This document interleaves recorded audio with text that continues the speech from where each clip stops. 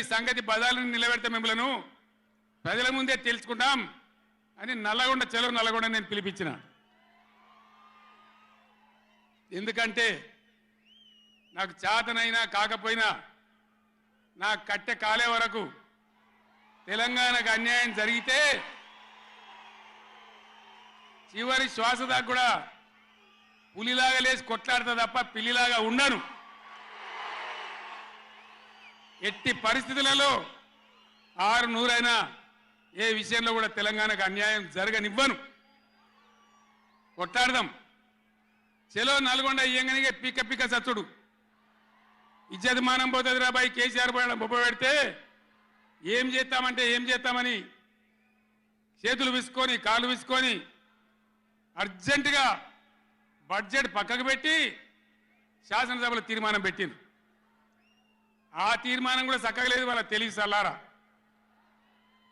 సాగునీళ్ళు తాగునీళ్ళు అని పెట్టినరు.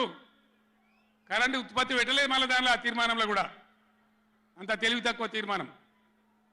అది పెట్టి ఇక మామ అనిపించుకున్నారు. అయిపోయింది కదా. ఒక రైతుకు పంట పండిందట, వడ్ల రాసేయింది. ఎందుకంటే రాసేవాడు ఎత్తుకపోకుండా పొత్తు పోసేది, పొత్తులు ఆ బూడిదో శుద్ధో ఏదో పోసేది.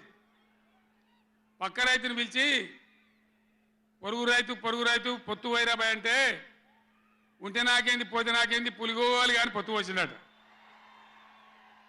ఇది ఏం పోతుంది? వాళ్ళకు కావాలి పదవులు, వాళ్ళకు కావాలి పైరవీలు, వాళ్ళకు కావాలి డబ్బులు తప్ప ప్రజల హక్కుల గురించి లేదు. నాడు లేదు, నేడు లేదు. దయచేసి నేను మీ అందరినీ కోరేది ఒకటే, అన్ని సందర్భాల్లో పోరాటమే ఉండదు. అవసరమైనప్పుడు పోరాడాలి, పోరాటానికి సిద్ధంగా ఉండాలి.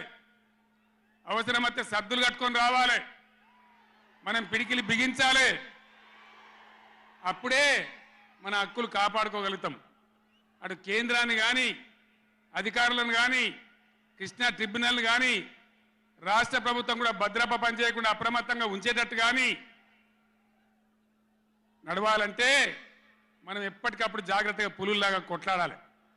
ఈ మాట చెప్పడానికి నేను ఇంత దూరం వచ్చిన, మిమ్మల్ని అందరినీ సమీకరించిన. ఇప్పుడు గవర్నమెంట్ వచ్చింది.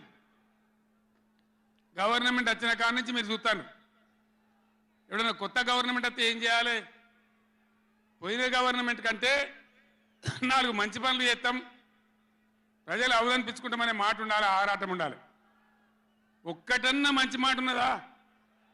ఒక్కటన్నా? పొద్దున్న లేస్తే సొల్లుపోయాను కేసీఆర్ని తిట్టాలి. కేసీఆర్ని తిడితే మీరు పెద్దోళ్ళు అవుతారా?